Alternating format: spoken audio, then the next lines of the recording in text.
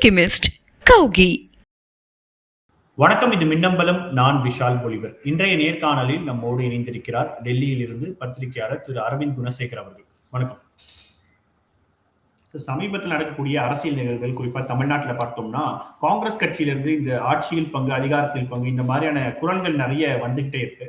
So இந்த விஷயத்தை எப்படி பாக்குறது சார்? காங்கிரஸ் கட்சியினுடைய மாநில தலைவர் கூட்டணி குறித்து எதுவும் கருத்து தெரிவிக்க வேண்டாம் அப்படின்னு ஒரு பக்கம் சொல்லிட்டு இருக்காரு. பட் இருந்தாலும் நிறைய குரல்கள் இந்த மாதிரி வந்துகிட்டு இருக்கு. எப்படி நம்ம அப்சர்வ் பண்றது சார் இந்த விஷயத்தை? காங்கிரஸ் கட்சியில மட்டும்தான் எப்பவுமே பாத்தீங்கன்னா ஜனநாயகம் கொஞ்சம் அதிகமாகவே இருக்கும். காங்கிரஸ் கட்சியில ஒவ்வொரு தலைவர்களுக்கும் ஒவ்வொரு கருத்து இருக்கும், ஒவ்வொரு நிலைப்பாடுகள் இருக்கும். அதை ஒவ்வொருத்தரும் வெளிப்படையாக சொல்லக்கூடிய ஒரு கட்சியாக காங்கிரஸ் இருக்கும். நீங்க திமுகலையோ, அதிமுகலையோ, பாஜகலையோ உங்களுக்குன்னு ஒரு தனிப்பட்ட கருத்து இருந்தாலும் உங்களால அதை கட்சிக்குன்னு ஒரு கோட்பாடு இருக்கும், ஒரு இது இருக்கும். அதை பின்பற்றி தான் ஒரு லைன்னா பார்ட்டி லைன் ஏதோ, பார்ட்டி ஸ்டாண்ட் ஏதோ அந்த லைனை தான் நீங்க பின்பற்றி நடக்கலாம். ஆனால் காங்கிரஸ் கட்சியில மட்டும்தான் ஒவ்வொருத்தருக்கும் ஒரு நிலைப்பாடு இருந்தாலும் அதனை வெளிப்படையாக சொல்லக்கூடிய ஒரு ஜனநாயகம் அதிகப்படியாக இருக்கக்கூடிய கட்சி காங்கிரஸ் கட்சி. அதனால பிளஸும் இருக்கு, மைனஸும் இருக்கு. சமீப காலமாக அது மைனஸில் தான் இருக்கு. ஏன்னா உங்களுக்கு தலைமை ஸ்ட்ராங்கா இருந்து, உங்க தலைமை மிகவும் ரொம்ப ஸ்ட்ராங்கா இருக்கக்கூடிய தலைமையாக இருந்து நீங்க கீழே இந்த மாதிரி அதிகப்படியான ஜனநாயகம் இருந்தா பிரச்சனை கிடையாது. உங்க தலைமையே ஸ்ட்ராங் இல்லாத இருக்கும்போது கீழே ஒவ்வொருத்தரும் ஒவ்வொரு விதமான கருத்துக்களை தெரிவித்தால் மக்கள் மத்தியிலும் கட்சி நிர்வாகிகள் மத்தியிலும் கட்சிக்குள்ளாரையும் ஒரு பெரிய சங்கடமான சூழல் எழ நேரிடும். காங்கிரஸ் கட்சி தமிழ்நாட்டில் மட்டும் இல்ல, ஒவ்வொரு மாநிலத்திலையும் காங்கிரஸ் கட்சி இப்படிதான் பலவீனப்பட்டு வருகிறது. சோ தமிழ்நாட்டிலையும் காங்கிரஸ் கட்சி தற்போது கூட்டணி தொடர்பாக ஒவ்வொருத்தரும் ஒவ்வொரு விதமான கருத்துக்களை தெரிவித்து வருகிறார்கள்.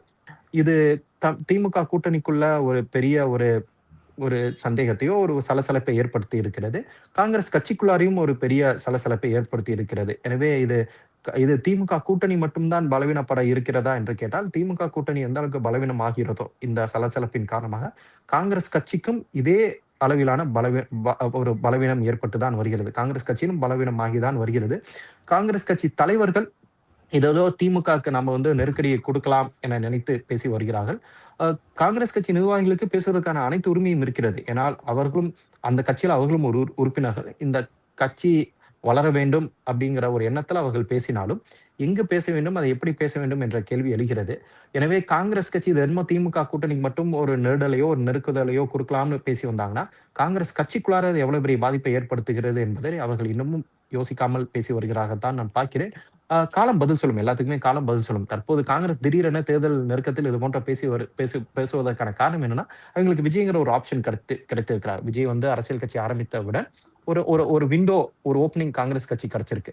விஜயுடன் கூட்டணி போவார்களா இல்லையா என்பது எனக்கு தெரியாது. ஆனால் பார்கெனிங் பவர், விஜயை பயன்படுத்தி பார்கெனிங் பவரை அதிகரித்துக் கொள்ளலாம் என காங்கிரஸ் கட்சி நினைப்பது எனக்கு தெரிகிறது. இதுதான் காங்கிரஸ் கட்சியோட ஒரு கிராண்ட் ஓல்டு பார்ட்டிம்பாங்க, ஒரு பேர் இயக்கம்பாங்க. காங்கிரஸ் கட்சி தன்னோட செயல்பாட்டுகளின் மூலமாக பார்கெனிங் பவரை அதிகரித்துக் கொண்டால் ஒரு கட்சியின் வளர்ச்சிக்கு நல்லது. இன்னொரு கட்சியை காண்பித்து தன்னோட பார்கெனிங் பவரை அதிகரித்துக் கொள்ள ஒரு கட்சி நினைத்தால் அந்த கட்சி எவ்வாறு செயல்பட்டு வருகிறது, அந்த கட்சியோட வளர்ச்சி, அந்த கட்சியோட எதிர்காலம் எதை நோக்கி போகிறது என்பது அந்த கட்சியில் உள்ள ஒவ்வொரு தலைவரும் யோசித்தாக வேண்டும். காங்கிரஸ் கட்சி தமிழ்நாட்டில் ஏன்னா இப்ப பீகார்ல 62 சீட்டு 60 சீட்டுக்கு மேல ஆர்ஜேடி கிட்ட வாங்கினாங்க இல்லையா? சோ அதே மாதிரி தான் நம்ம இதையும் புரிஞ்சுக்கணுமா? இல்லைங்க, இப்போ தமிழ்நாட்டுல காங்கிரஸ் கட்சி நாங்க காங்கிரஸ் கட்சி எங்களோட வாக்கு சதவீதம் கடந்த தேர்தலை விட இந்த தேர்தல் இத்தனை சதவீதம் உயர்ந்திருக்கிறது.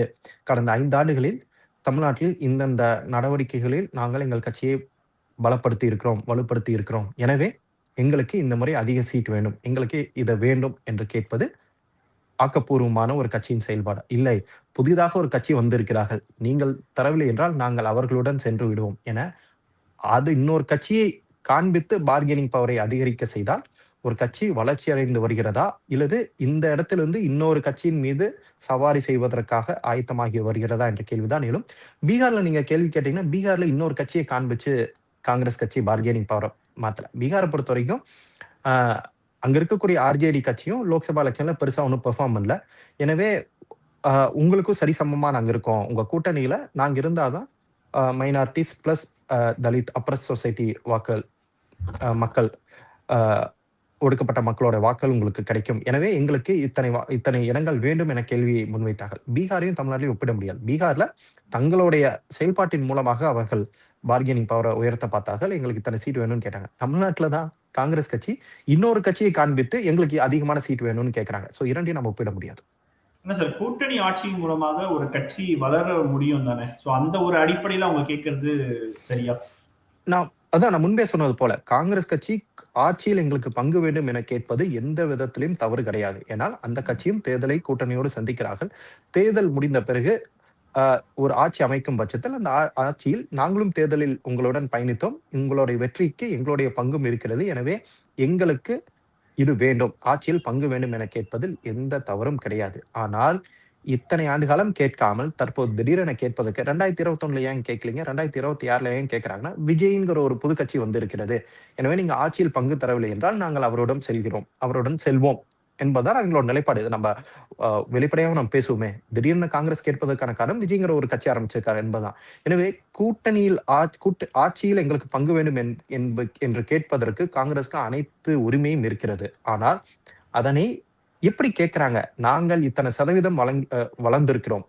எனவே எங்களுக்கும் அடுத்த முறை தேர்தல் வெற்றி பெற்று முடிவு வரும் பட்சத்தில் எங்களுக்கு இத்தனை எம்எல்ஏக்கள் வருவார்கள். அதன் அடிப்படையில் எங்களுக்கு கூட்டணியில் ஆட்சியில் பங்குதாருங்கள் என்று கேட்பது வேறு.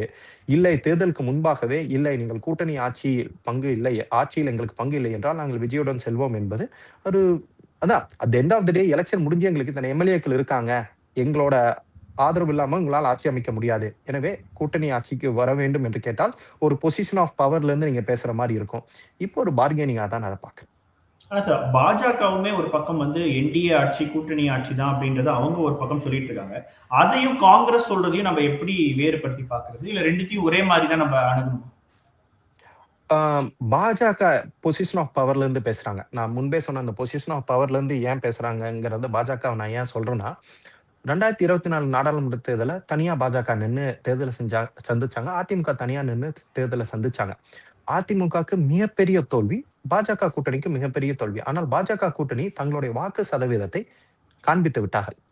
இன்னைக்கு தேதிக்கு எடப்பாடி பழனிசாமி தான் டெல்லி புறப்பட்டு போய் அமித்ஷாவுடன் பேசி இந்த கூட்டணிக்கான அடுத்த கட்ட நகர்வுகளை மேற்கொண்டு வருகிறார். ஏன்னா BJP is in position of power. 2024 நாடாளுமன்ற தேர்தலில் தங்களுடைய வாக்கு வங்கியை நிரூபித்திருக்கிறார்கள்.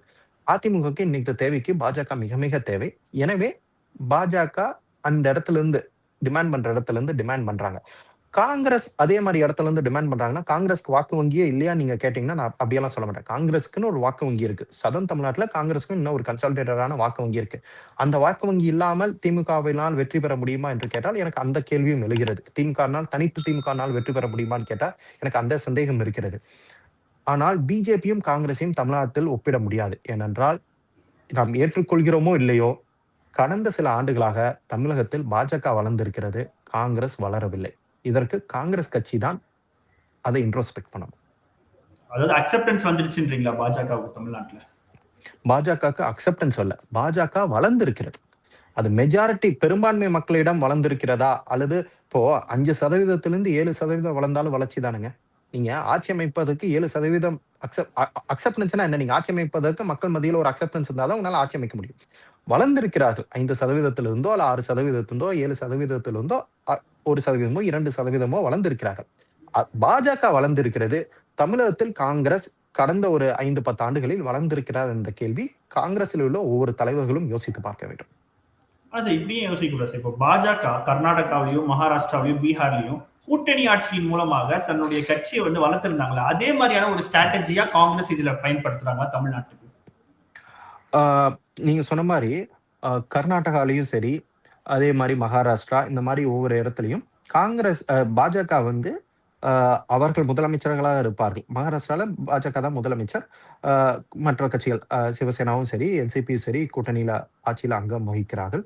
நீங்க அந்த மாதிரி ஒவ்வொரு ஸ்டேட்லையும் நீங்க எடுத்துக்கலாம். ஆந்திராவில் எடுத்துக்கொண்டீங்கன்னா, ஆந்திரா சந்திரபாபு நாயுடு தான், அவர் தலைமையில தான் அங்க வந்து டிடிபி தெலுங்கு தேசம் கட்சி தான் ஆட்சியில் இருக்கிறார்கள். அந்த ஆட்சியில் பாஜக அங்கம் வகிக்கிறார்கள்.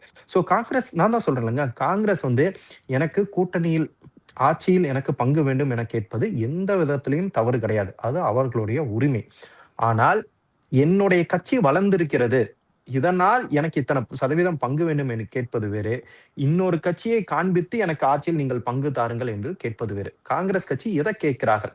எங்களோட கட்சி வளர்ந்திருக்குன்னு சொல்லி கேட்கிறாங்களா?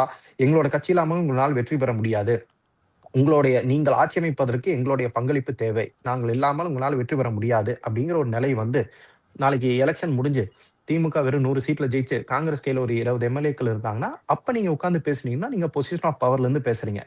நான் இல்லாம உங்களால ஆட்சி அமைக்க முடியாது அப்படின்னு பேசுவீங்க. ஆனா இன்னைக்கு இருக்க தருணத்துல காங்கிரஸ் கேட்பது இது ஆட்சியில் எங்களுக்கு பங்கில்லை என்றால் நாங்கள் விஜயுடன் செல்வோம் என்று சொல்வது 2ம் வெவ்வேறான வாதமாக நான் பார்க்கிறேன். ஆனா இப்போ இந்த ஒரு ஆட்சியில் பங்குன்ற விஷயம் தேர்தலுக்கு முன்னாடி ஒரு டிமாண்டா வைக்கிறதுக்கான வாய்ப்புகள் எந்த அளவுக்கு இருக்கு சார்? அது நியாயமான்னு கேட்டா நான் இல்லைன்னு தான் சொல்லுவேங்க. எந்த கட்சியுமே தேர்தல் முடிவுகள் வந்த பிறகுதான் ஆஹ், மக்கள் எப்படி முடிவெடுக்கிறாங்கன்னு பொறுத்தது. அப்ப மக்கள் வந்து திமுகவுக்கு பெரும்பான்மை கொடுக்கவில்லை அப்படின்னாங்கன்னா, மக்கள் வந்து கூட்டணி ஆட்சியை மக்கள் விரும்புகிறார்கள் என்று அர்த்தம். அப்படி இல்லாத பட்சத்தில் திமுகக்கே 120 சீட்டு 130 சீட் திமுகனாலே ஜெயிக்க முடியும் பட்சத்தில் நீங்க அப்ப போய் எனக்கு கூட்டணியில வந்து பங்கு வேணும்னு கேட்கறது வந்து காங்கிரஸ் தலைவர்கள் கேட்பது நியாயம். ஆனால் மக்கள் அதற்கான இடத்தை கொடுக்கவில்லை என்றுதான் புரிந்து கொள்ளலாம். இப்போ கேட்கிறாங்க, ஏன் காங்கிரஸ் வந்து ஜார்க்கண்ட்ல அறுதி பெரும்பான்மை ஜேஎம்எம் கட்சிக்கு இருக்கிறது, ஜார்க்கண்ட் முக்தி மோர்ச்சாக்கு இருக்கிறது, ஹேமந்த் சோரன் தலைமையிலான கட்சிக்கு. அப்படி இருந்தும் நாங்கள் அந்த கூட்டணியில் நாங்கள் அந்த ஆட்சியில் அங்கம் வகிக்கிறோம் தானே அப்படின்னு கேட்கிறாங்க. எனக்கு அதே கேள்வி நான் மீண்டும் கேட்கிறேன். இது ஒரு கன்வீனியன்ட்டான ஒரு ஆர்குமெண்டா காங்கிரஸ் தரப்புல இருந்து முன்வைக்கிறாங்களோன்னு கேட்கிறேன். அப்படி இருக்கும் பட்சத்துல ஏன் ஜம்மு காஷ்மீர் நீங்க ஆட்சியில நீங்க பங்கு பெறல? ஜம்மு காஷ்மீர்ல இதே கூட்டணியில் தான் நீங்க சேர்ந்து போட்டி போட்டீங்க. கூட்டணியில் இருக்கிறீங்கல்ல. ஜம்மு காஷ்மீர்ல இப்போ உமர் அப்துல்லா தலைமையிலான என்சி அங்க ஆட்சியில் இருக்கிறாங்கல்ல. நீங்க அந்த கூட்டணியில் அந்த ஆட்சியில நீங்க ஏன் போய் சேரல? அந்த ஜம்மு காஷ்மீர் ஆட்சியில் நீங்கள் ஏன் பங்கு பெறவில்லை? ஜார்க்கண்ட் சுட்டி காமிக்கும் போது ஜம்மு காஷ்மீர் நீங்க ஏன் பங்கு பெறலைன்னு கேள்வி வரும்ல. சோ ஜம்மு காஷ்மீர்ல வேண்டாம், அது ஒரு கன்வீனியன்ட்டா இருக்காது. லார்ஜர் பொலிட்டிக்கல் பெர்ஸ்பெக்டிவ்க்கு அது காங்கிரஸ்க்கு பாதிப்பு ஏற்படுத்தும். எனவே நாங்க வந்து வெளியில இருந்து அங்க ஆதரவு தெரிவிச்சுக்கோங்கிறாங்க. சோ எதுவுமே ஹார்ட் அண்ட் ஃபாஸ்ட் ரூல் கிடையாது. ஒவ்வொரு அரசியல் கட்சிக்குன்னு எது கன்வீனியன்ட்டோ அது ஒண்ணு இருக்கு. சோ காங்கிரஸ் தமிழ்நாட்டுல அவங்களோட கன்வீனியன்ட்க்கு நாங்க வந்து தற்போது எங்களுக்கு விஜய்னு ஒரு கட்சி வந்திருக்கிறார்கள். எனவே நீங்க வந்து எங்களுக்கு வந்து இது வேணும், ஆட்சியில் எங்களுக்கு பங்கு வேண்டும் என்று கேட்கிறார்கள். தேர்தல் முடிவுகள் அடிப்படையில் தான் மக்கள் என்ன முடிவு எடுக்கிறார்கள், அதற்கான வாய்ப்பு தமிழகத்தில் இருக்கிறதா இருந்தால் கண்டிப்பாக காங்கிரஸ் ஆட்சியில் பங்கு பெறுவார்கள். மக்கள் வேண்டாம் என முடிவெடுத்தால் அதற்கான வாய்ப்பில்லை. ஆனால் அந்த முடிவெடுக்கக்கூடிய இடம் மக்கள் தானே தவிர காங்கிரஸோ திமுகவோ கிடையாது. தேர்தல் முடிந்த பிறகு மக்கள் அந்த முடிவை அறிவிப்பார். நீங்க ஆரம்பத்துல சொன்ன மாதிரி காங்கிரஸ்ன்றது ஒரு ஜனநாயக கட்சி அப்படின்றது ஒரு பக்கம் சொல்லியிருந்தீங்க. பட் இன்னொன்னு தேசிய நிர்வாகியா இருக்கக்கூடிய பிரவீன் சக்கரவர்த்தி ஒரு கருத்து சொல்றாரு. மாநிலத்திலிருந்து பாத்தீங்கன்னா எம்பிஸா இருக்கிறவங்க நிறைய பேர் கருத்து தெரிவிக்கிறாங்க போது இது எல்லாமே தேசிய தலைமையினுடைய ஒப்புதலோட இந்த மாதிரியான கருத்துக்கள் தெரிவிக்கிறாங்கன்னு நினைக்கிறீங்களா? அது அந்த கட்சியின் தலைமைக்கும் அந்தந்த தலைவர்களுக்கு மட்டுமே தெரியும். அதுல நாம எந்த கருத்தும் சொல்ல முடியாது. இப்ப பிரவீன் சக்கரவர்த்தி விஜயை போய் பார்த்தது காங்கிரஸ் தலைமையிட்ட கேட்டுட்டு போய் பார்த்தாரா, இல்ல பார்த்ததுக்கு அப்புறம் வந்து தலைமையிட்ட சொன்னாரா, இது நமக்கு எதுவுமே தெரியாதுங்க. ஆனால் பிரவீன் சக்கரவர்த்தி விஜயை போய் பார்த்த அந்த தருணத்தில் திமுக கூட்டணியில் காங்கிரஸ் இருக்கிறது. அது வேணா நமக்கு அனைவருக்கும் தெரியும். அப்படி இருக்கும் பட்சத்தில் விஜயை போய் பார்த்துட்டு வந்ததுக்கு அப்புறம் அவரு ஒரு சில கருத்துக்கள் திமுக அரசுக்கு எதிராக ஒரு சில கருத்துக்களை முன்வைத்து வருகிறார். அது காங்கிரஸ் தலைமைக்கு தெரிந்து செய்கிறாரா, இல்ல செய்த பிறகு காங்கிரஸ் தலைமை அவரை கூப்பிட்டு கண்டிச்சாங்களா, எதுவுமே நமக்கு தெரியாது. தற்போதைய தேதியில் நமக்கு தெரிவது என்னவென்றால் காங்கிரஸ் விஜயை பயன்படுத்தி தங்களுடைய பார்கெனிங் பவரை அதிகரிக்க நினைக்கிறார்கள். அது மட்டும்தான் நமக்கு கண்கூட தெரிகிறது. மற்ற அனைத்துமே ஒரு எல்லாமே ஒரு பெரிஃபரல் மூமெண்ட்ஸா தான் நான் பாக்குறேன். ஆனா அதுவுமே டெல்லி தலைமையோட ஒப்புதலோட தான் நடக்குது இல்லையா? வெறும் மாநில தலைமை மட்டும் கிடையாது. அதாவது விஜயை வச்சு பார்கெனிங் பண்றதுன்ற விஷயம் டெல்லி காங்கிரஸ் கட்சியோட தேசிய தலைமையின் ஒப்புதலுடன் தான் இந்த கோரிக்கைகளும் இந்த கருத்துக்களும் முன்வைக்கப்படுகிறது. அதே போல இந்த ஜனநாயகன் படத்துக்கு வந்து காங்கிரஸ்ல இருந்து கிரீஷ் ஜோடங்கர், ஜோதிமணி இவங்க எல்லாருமே கருத்து தெரிவிக்கிறாங்க சார். இது வந்து ஒரு படத்தினுடைய ஒரு நெருக்கடியாக பார்க்கலாமா? இது இல்லைங்க, ஜனநாயகன் படத்துக்கு ஜனநாயகத்தின் மீது நம்பிக்கை கொண்ட அனைவரும் கருத்து தெரிவிக்க வேண்டும். என்னுடைய புரிதல், என்னுடைய பார்வை சரியாக இருந்தால் முதலமைச்சர் கூட ஒரு கருத்தை தெரிவித்திருப்பதாகத்தான் நான் அறிகிறேன். எனவே ஜனநாயகன் படம் தற்போது காலதாமதம் செய்யப்படுவது வெறும் அரசியல் காரணங்களுக்காக மட்டுமே காலதாமதம் செய்யப்படுகிறது. இது ஒரு central board of film certificate அப்படிங்கிற சிபிஎஃப்சிங்கிற ஒரு சென்சார் போர்டை பயன்படுத்தி இது போன்ற ஒரு திரைப்படத்தை முடக்க நினைப்பது என்பது ஒரு அரசியல் காரணங்களுக்காக நடத்தப்படக்கூடிய ஒரு செயல்.